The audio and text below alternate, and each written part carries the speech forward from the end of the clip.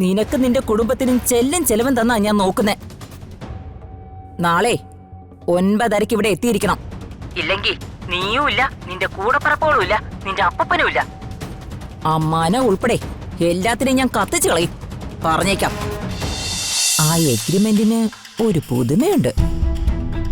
അവര് തമ്മില് agreement sign ചെയ്യുന്നതേ ഈ മനോഹരമായ ഭവനത്തിൽ വെച്ചാ.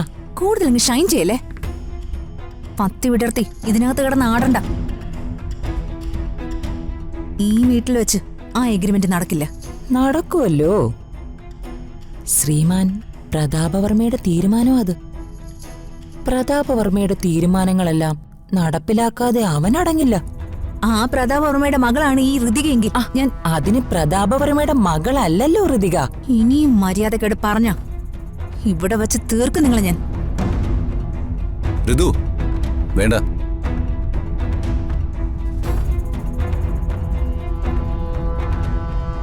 നീ എന്തെല്ലാം പറഞ്ഞാലും എത്രയൊക്കെ കടന്ന് കയറ് പൊട്ടിച്ചാലും ആ എഗ്രിമെന്റ് ഇവിടെ വെച്ച് തന്നെ നടക്കും. നിനക്ക് തടയാങ്കി തടയ്. കളി ലൈവായിട്ട് തന്നെ കാണാലോ.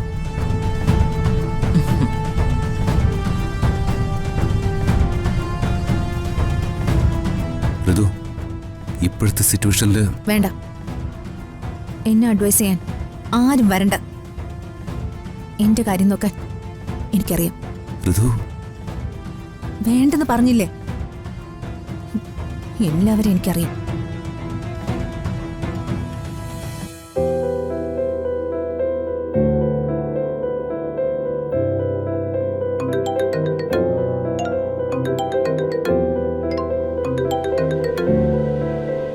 ഹലോ, ഞാനാ ഋതിക മോളെ, സാവിത്രി.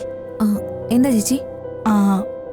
രുക്മിണി ശ്രീലക്ഷ്മിക്ക് ഭ്രാന്ത് വരാൻ വേണ്ടി ഒരുതരം പൊടി കലക്കി കൊടുത്തില്ലേ?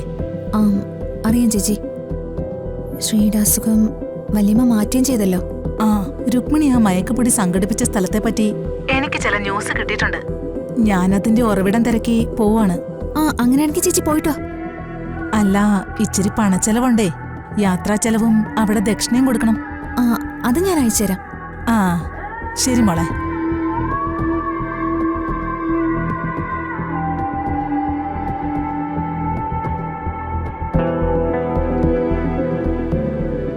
ഇത് ഞാൻ സമ്മതിക്കില്ല. ഇവിടെ ഒരു എഗ്രിമെന്റ് നടക്കില്ല. മോളെ, അവരെന്ത് വേണമെങ്കിലും ചെയ്യട്ടെ, നീ വെറുതെ വഴക്കിനൊന്നും പോവല്ലേ. ഇതൊന്നും അങ്ങനെ വിട്ടുകൊടുക്കാൻ പറ്റില്ലമ്മേ. വിട്ടുകൊടുത്താൽ ശരിയാവില്ല. മോളെ, പ്രതാപേട്ടൻ നിന്റെ അച്ഛനാ, നീ അത് മറക്കല്ലേ. അച്ഛനോടുള്ള വഴക്കും തർക്കത്തിലും ഒന്നും ശരിയല്ല. ഞാൻ എന്റെ അച്ഛൻ ചതിക്കപ്പെടാതിരിക്കാനല്ലേ ഇതെല്ലാം ചെയ്യുന്നേ. അച്ഛനോട് സ്നേഹമുള്ളതുകൊണ്ട് ഇതിനെ എതിർക്കുന്നത്. ഇതൊക്കെ അംബികയുടെ അഭ്യാസങ്ങളാ. അമ്മ എന്നെ ഈ വീടിനകത്തുനിന്ന് എങ്ങനെ ഓടിക്കണം, ഈ സ്വത്ത് മുഴുവനും കൈക്കലാക്കണം, അതിനുള്ള അഭ്യാസ. അത് ഞാൻ സമ്മതിക്കില്ലമ്മേ. ഞാൻ ആ സംയുക്തെ വിളിച്ച് പറയാൻ പോവാ വരണ്ടാന്ന്. ഷോ, വേണ്ട മോളെ. അമ്മ വേണം. ദേ, ഇതൊക്കെ വലിയ പ്രശ്നമാവും മോളെ. ആകട്ടെ.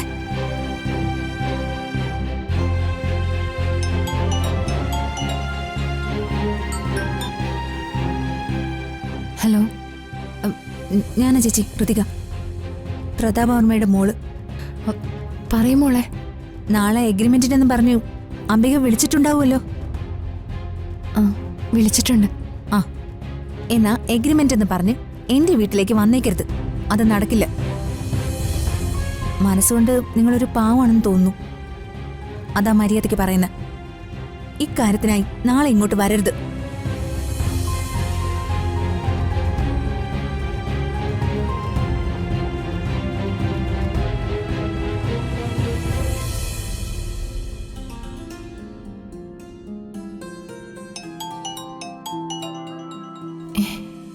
അംബികവർമ്മയാണല്ലോ. ദൈവമേ. ചേച്ചി, നാളെ രാവിലെ കൃത്യം 10 മണിക്കാ എഗ്രിമെന്റ് സൈൻ ചെയ്യുന്നത്. നീയൊരു 9:30 ഇവിടെ എത്തണം. ഞാൻ വരില്ല ചേച്ചി. വരില്ലെന്നോ? ദേ, മര്യാദയോട് പറഞ്ഞാലുണ്ടല്ലോ. എനിക്ക് പേടിയാ. ഋതിക വിളിച്ചിരുന്നു, അങ്ങോട്ട് വരരുതെന്ന് പറഞ്ഞു. ഓഹോ, അപ്പോ അവിടം വരെ ആയല്ലേ? എനിക്കൊരു സംശയം തോന്നി. അതാ ഇപ്പൊ ഞാൻ നിന്നെ വിളിച്ചേ. എന്നെ ഉപദ്രവിക്കരുത് ചേച്ചി. ഞാൻ എങ്ങനെയെങ്കിലും ഒന്ന് ജീവിച്ചോട്ടെ. എങ്ങനെയെങ്കിലും ജീവിക്കാനല്ല, നിനക്ക് നിന്റെ കുടുംബത്തിനും ചെലവും തന്നാ ഞാൻ നോക്കുന്നേ. നാളെ 9:30 ഇവിടെ എത്തിയിരിക്കണം. ഇല്ലെങ്കിൽ നീയും ഇല്ല, നിന്റെ കൂടപ്പറപ്പോളും ഇല്ല, നിന്റെ അപ്പനും ഇല്ല. അമ്മാനെ ഉൾപ്പെടെ എല്ലാത്തിനെയും ഞാൻ കത്തിച്ചു കളയും, പറഞ്ഞേക്കാം.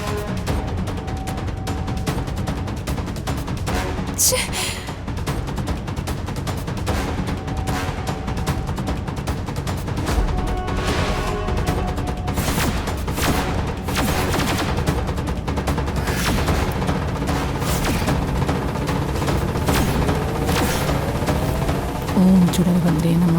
ഓം ചുടരഭദ്രേ നമ. ഓം മഹാകാളി നമ.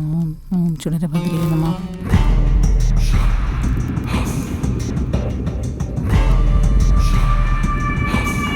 കേറി വരൂ.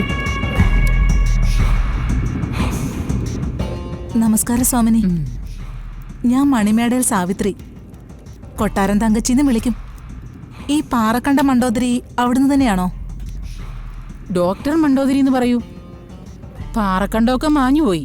ഡോക്ടറെ, ഞാൻ അവിടുത്തെ മുഖം കാണിക്കാനാ വന്നത്. അപലക്ഷണം പിടിച്ച മുഖമാണെന്ന് ശബ്ദം കേട്ടപ്പോഴേ മനസ്സിലായി. ചമ്രം പടഞ്ഞിരിക്കൂ. എന്തു പടഞ്ഞ്? ചമ്രം പടഞ്ഞ്. ഓ,